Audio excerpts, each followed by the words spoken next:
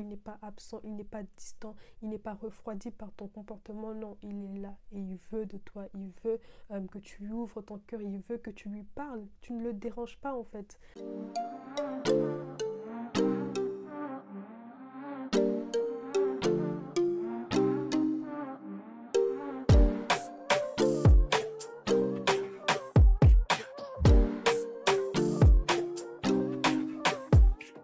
Hello la famille, bienvenue encore une fois sur ma chaîne YouTube. Aujourd'hui, on va poursuivre notre thème sur c'est quoi l'amour de Dieu, donc les caractéristiques de l'amour de Dieu. Et j'aimerais qu'on parle d'une caractéristique vraiment importante et c'est que l'amour de Dieu est présent. Let's go! L'une des images que j'avais de Dieu en grandissant et qui est vraiment restée attachée à moi longtemps, c'est l'image de cet homme grand et fort assis sur son trône bien loin dans le ciel et qui était vraiment occupé à gérer les gros dossiers du monde, à gérer la famine, à gérer la guerre, à gérer les combats, à gérer tout ça. Tellement occupé en fait qu'il n'avait pas le temps pour m'écouter moi, pour écouter ce qui me touchait, pour écouter ce que moi je pensais, pour écouter les questions que j'avais à lui poser, que je ne devais pas déranger ce Dieu qui avait d'autres choses à faire, ce Dieu qui était... certes, on parlait du fait que Dieu était amour, donc il m'aimait, mais il n'avait pas le temps. Il n'avait vraiment pas le temps. Et l'une des choses que Jésus vient justement nous révéler au sujet de Dieu, c'est que oui, Dieu est grand, il est omniprésent, il est partout en même temps, mais il est également Emmanuel, il est à côté de nous, il est auprès de nous, il est parmi nous. Et peut-être que tu as encore en toi cette vision biaisée de Dieu qui dit qu'il est lointain, qu'il n'est pas là, qu'il est présent dans son omniprésence, mais qu'il n'est pas présent intimement avec toi.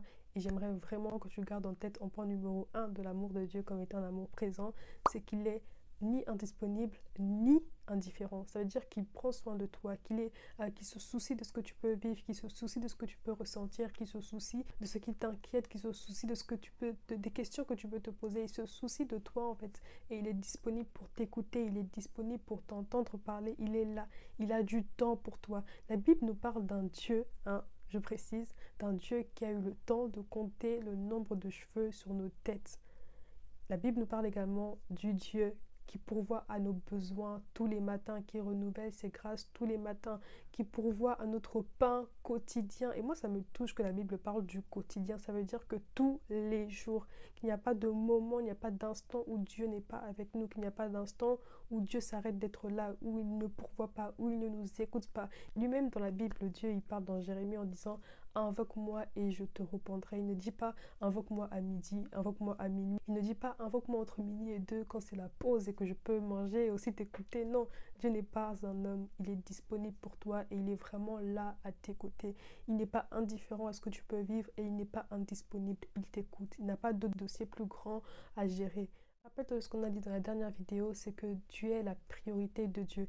Il n'y a rien qui l'occupe plus que toi, il n'y a rien qui occupe ses pensées plus que toi. Tu es le sujet de ses réflexions quotidiennes, tu es dans sa tête, dans son cœur, tu fais partie de sa vie et il tient compte de ce que tu as à dire, il a besoin d'entendre ce que tu as à lui dire, il est disponible pour t'entendre quand tu l'appelles, il est disponible pour répondre à chaque fois que tu l'appelles. Donc à tout moment, tu peux faire appel à lui, il n'y a pas de moment où il est trop fatigué pour t'écouter, il n'y a pas de moment où il est trop loin pour t'écouter ou pour parler avec toi. Non, il est là, il est présent, il n'est pas absent, il n'est pas distant, il n'est pas refroidi par ton comportement. Non, il est là et il veut de toi, il veut que tu lui ouvres ton cœur, il veut que tu lui parles. Tu ne le déranges pas en fait et tu ne le dérangeras jamais. Le deuxième point que j'aimerais que tu puisses garder en tête, c'est que Dieu n'est pas passif, que ce n'est pas un père qui est juste présent en train de te regarder, faire ce que tu veux, qui n'intervient jamais quand il s'agit de toi, qui ne te défend pas, qui ne te console pas, qui ne te calme pas, qui n'est pas là pour toi en fait, qui est présent, qui est là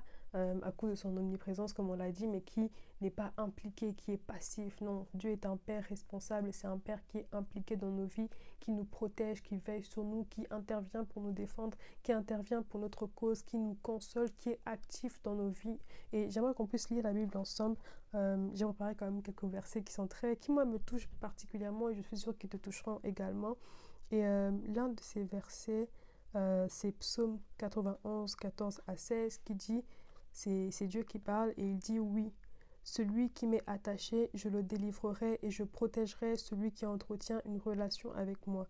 Lui, il m'invoquera et je lui répondrai. Je serai avec lui au jour de la détresse. Je le délivrerai et je l'honorerai.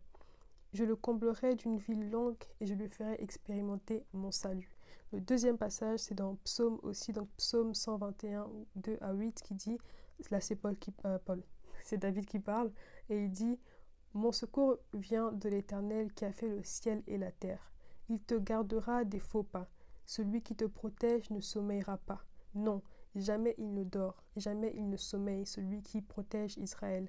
L'Éternel est ton protecteur, l'Éternel est à ton côté comme une ombre qui te protège. Le soleil ne te frappera pas donc le jour, ni la lune pendant la nuit. L'Éternel te gardera de tout mal, il gardera ta vie. L'Éternel veillera sur toi pendant tes allées et tes venues, dès maintenant et à jamais. Et j'aimerais vraiment que tu puisses répéter ça dans ton cœur et te rappeler que l'Éternel te gardera, qui veillera sur toi pendant tes allées, pendant tes venues, que celui qui veille sur toi ne sommeille pas, que celui qui veille sur toi ne dort pas, qu'il est impliqué dans ta vie.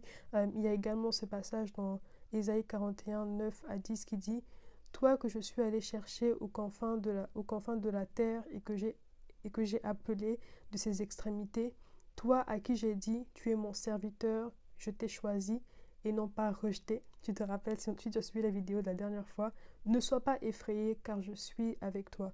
Ne sois pas angoissé car moi je suis ton Dieu. Je t'affermis, je viens à ton secours. Pour sûr, je te soutiens de mon bras droit qui fait justice. » Et ça montre à quel point Dieu n'est pas un père qui est distant, n'est pas un père qui est passif. C'est un Dieu impliqué dans ta vie, un Dieu qui te protège, un Dieu qui t'écoute, un Dieu qui te délivre, un Dieu qui veille sur tes pas, un Dieu qui redirige tes pas, un Dieu qui corrige tes pas, un Dieu qui est là pour toi en fait. Et j'aimerais vraiment que tu puisses encore te rappeler de ces vérités et laisser la parole de Dieu imprégner ton cœur. Et vraiment ma prière pour toi-même en préparant ces moments, c'était vraiment, Seigneur, viens guérir les cœurs de mes frères, les cœurs de mes sœurs, qui puissent prendre conscience de ton amour pour eux, et que ceux qui ont grandi avec cette image en fait d'un père lointain, d'une mère lointaine, d'un tuteur qui n'est pas présent, qui n'ont pas eu le droit de parler quand ils étaient petits, qui n'avaient personne pour les défendre, qui n'avaient personne pour les protéger, qui étaient livrés à eux-mêmes. Seigneur, viens guérir leur cœur, et je crois qu'il va le faire, je crois qu'il est en train de le faire, et il le fait notamment en renouvelant ton intelligence. Et c'est pour ça que je veux vraiment que tu prennes le temps de lire ces passages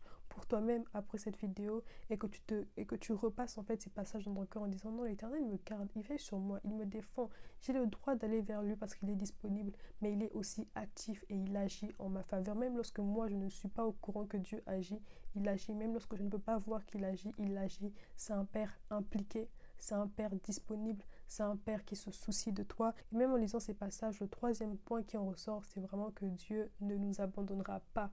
Et c'est aussi ça l'amour de Dieu qui est présent. Il est présent avec nous, donc il n'est pas indifférent, mais il ne nous abandonnera pas non plus. Il est constamment avec nous.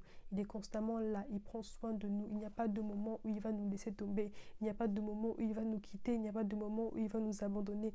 Et je sais qu'en lisant l'Ancienne Alliance, des fois on tombe dans le piège de croire que oui, mais si Dieu dans le passé il a pu abandonner Israël, ça veut dire que nous aussi il peut nous abandonner. C'est une longue histoire sur laquelle je ne vais pas m'étaler dans cette vidéo. Je pense qu'on prendra le temps de vraiment aborder cette thématique dans une autre vidéo, mais j'aimerais que tu retiennes en fait qu'à travers le sacrifice de Jésus-Christ, nous avons été réconciliés avec Dieu, que le péché qui était en nous, Jésus l'a enlevé à travers son sacrifice. Jésus nous a purifiés, et justement lorsque nous venons à Jésus et que nous choisissons de croire en lui, nous naissons de nouveau. Ça veut dire que nous sommes désormais enfants de Dieu, que désormais nous sommes unis à Dieu, que le Saint-Esprit habite en nous, et une fois qu'il habite en nous, il ne s'en va pas, il ne part pas, rien ne peut le faire partir. Donc garde en tête que Dieu ne t'abandonnera pas, que le diable ne peut pas monter Dieu contre toi. Même si le diable arrivait à le faire aujourd'hui, à dire ouais mais ta fille, toi tu l'aimes aujourd'hui mais hier elle a fait ceci, cela, Dieu ne s'en ira pas pour autant.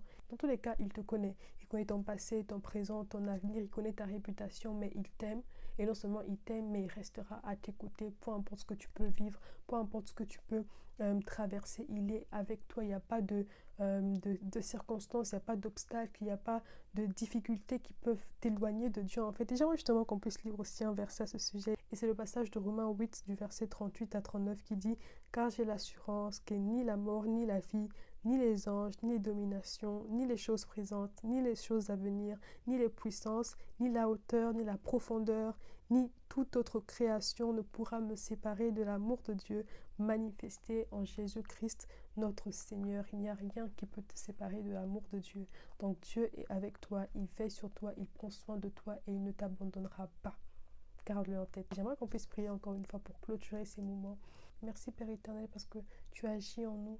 Esprit de Dieu, merci parce que tu éclaires nos cœurs, parce que tu as fermé encore nos cœurs dans la conscience et dans la connaissance de ta parole, de la connaissance de ton amour pour nous.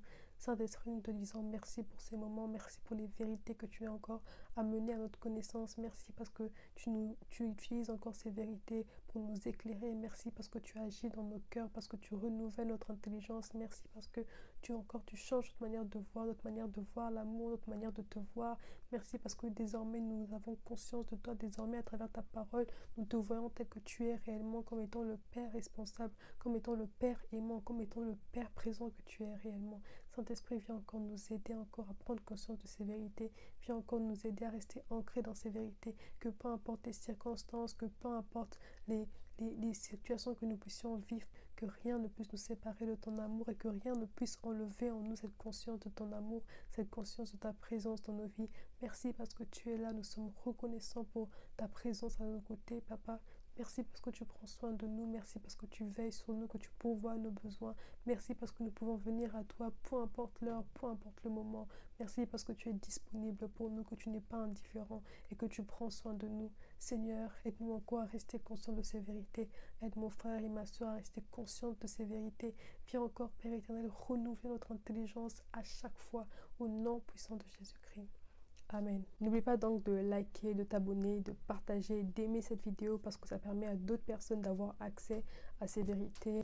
Partage, aime, like, abonne-toi également, commente et on se retrouve la semaine prochaine. Prends soin de toi, à très vite.